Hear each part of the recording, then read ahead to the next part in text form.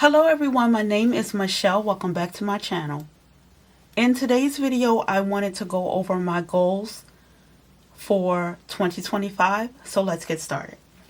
This is my planner that I will be using in 2025. I did do a video on my planner and it's on my channel, so please check it out. I wanted to show you what I've done so far in my planner and discuss my goals.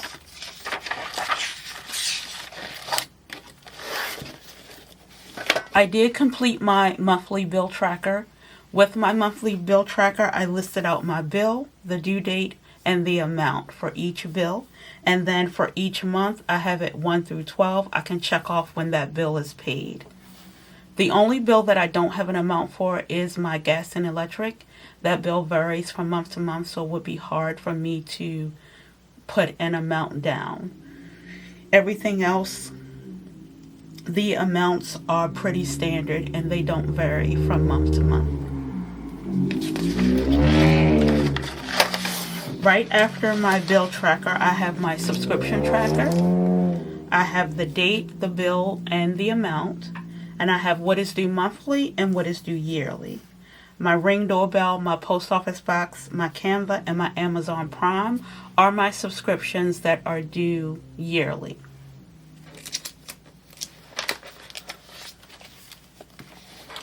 On the next page, I've changed this page a little bit. So at the top, it says financial and personal goals. So trying to get it in the frame. So my first goal is for faith. I want to continue to read from my Bible app daily.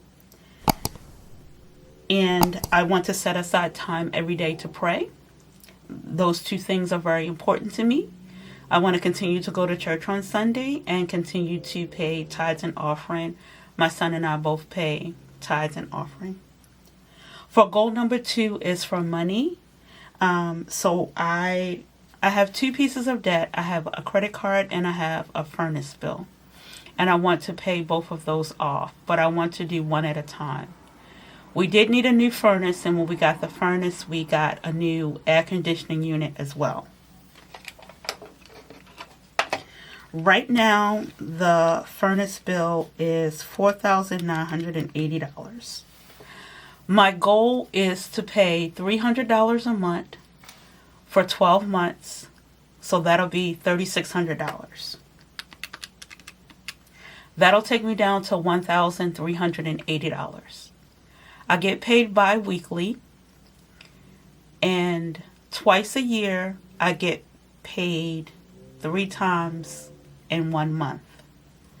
For those 2 months that I get paid 3 times, I want to put an additional $100 every month that I get paid 3 times, which would be $200 for the year. From my federal and state income tax refunds, if I get refunds, I would like to put maybe $150 to $200 once I get each one of those refunds back. So I'm going to estimate that may be an additional $400 for this year as well. So that'll take me down to approximately $780. Now that doesn't include the interest because we had to finance part of the furnace. So there is interest that accrues monthly. But this takes me down to approximately $780 that'll be due in December. So it's possible I may be able to get it paid off in 2025. I'm not 100% sure.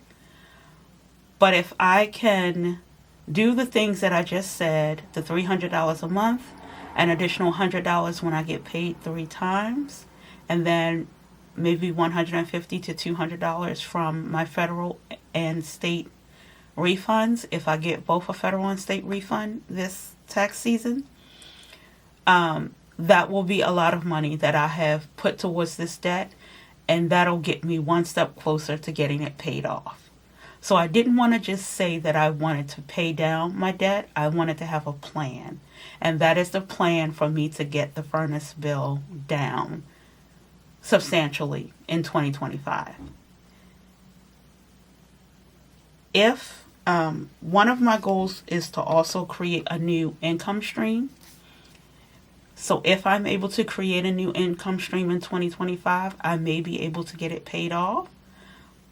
But I need to think about what that income stream is, how I will accomplish it, and whether or not I think that it would be sustainable for me for for the course of a year.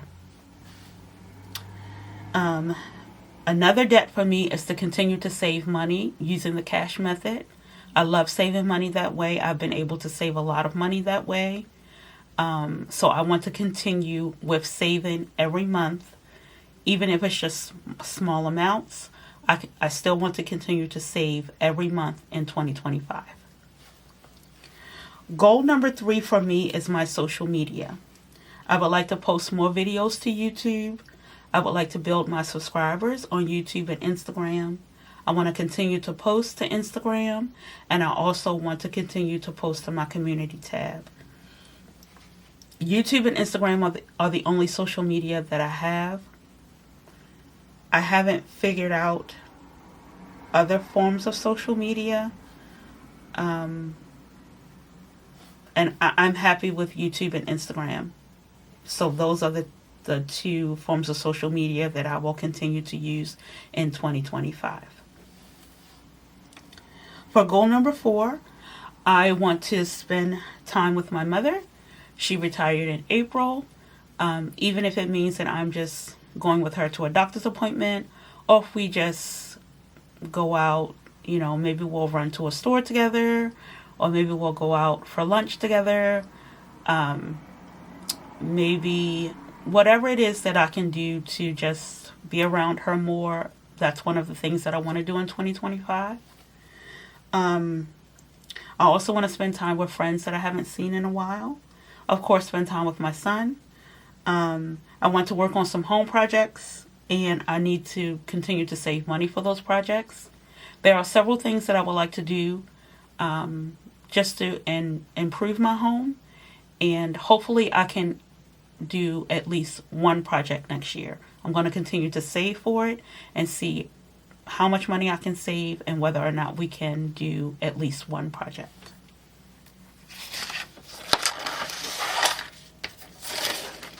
So the next thing that I thought about and I wrote down in my binder for 2025 is my money to-dos. So on the side here, I have daily, weekly, monthly. I forgot a tab for quarterly, so I just wrote quarterly on one of my stickers. And then I have yearly. So the first thing for my money to do is to spend 10 to 15 minutes either daily or every other day reviewing my transactions and making sure that I've accounted for everything within my expense tracker. This will help me to stay on track with my budget, and it will also help me to avoid overspending in some of my categories. Weekly, again, just making sure that my transactions are reviewed and accounted for. And I also want to be sure that I prep a grocery list weekly and to prep for my weekly expenses. There were times this year where I fell short in doing that, and it just caused a lot of time for me to figure out the transactions, figure out how much money I needed to pull, take back to the bank, redistribute the money. And so I just want to be sure that I am prepping for my transactions on a weekly basis. Whether that be I need to pull money from my household money, pull money, making sure that I'm pulling money from gas when I need to fill up for gas, just so that I don't have to try and remember where stuff, where I need to pull from and all of that. If I spend a few minutes and I prep, then that will help me tremendously from week to week. Everything is high, groceries are high, so I just want to be sure that I am accounting for the money the way that I should, and that I'm accounting for my categories the way that I should. Monthly, I'm going to count how much money I saved for the month, and I want to be sure that I'm setting up my calendar for the following month. This will also be very, very helpful in making sure that I am paying attention to my budget, paying attention to my transactions, paying attention to the money that I am bringing in weekly or bi-weekly, making sure that I'm accounting for how much money that I can save, how much money that I can spend, and just making sure that I am on top of my budget. Quarterly, I want to count how much is in my 403B and my IRA savings account. At this time, I have 3 accounts. I have one with my full-time job, one with my part-time job. They are both 403B savings accounts. And then with my financial institution, I have an IRA account. On December the 31st, I want to check each account and see how much money is in each account. Then on March 31st, I want to, March 30th or March 31st, which will be the end of the first quarter, I want to go into my accounts and see how much money is there. And then that way I can see the difference. This will help me with my retirement savings, making sure that the accounts are growing. Sometimes when you have a 403B account, there are webinars that the holder of the account will put on. And you can also speak to a financial advisor with the firm that is holding your 403B or your IRA savings account, just to see if you can make the money grow even more for you. So I want to really pay attention to those accounts because I want them to grow so that I can have a substantial amount of money when I do retire. Yearly, I want to count up how much money I saved for the year. Be sure that I plan my planner for 2026. And also be sure that since I want to try and create an additional revenue stream, I want to be sure that if there's anything that I need to provide to the person that is doing my taxes, I have enough time to make sure that I get those items together, to be sure that when I do my taxes for 2025, I have what I need and I'm not scrambling at the last minute to try and get any additional paperwork that I may need to provide to the tax preparer that prepares my taxes for me. I find trying to figure out your income taxes extremely exhausting. And I'm glad that I have someone that is willing to help me to do my income taxes. It's not my favorite thing to do, but I'm glad that I have someone that is willing to help me to do it. So that is what I've done so far in my binder for my planner for 2025. The next thing that I'm going to do in my planner is probably set up my month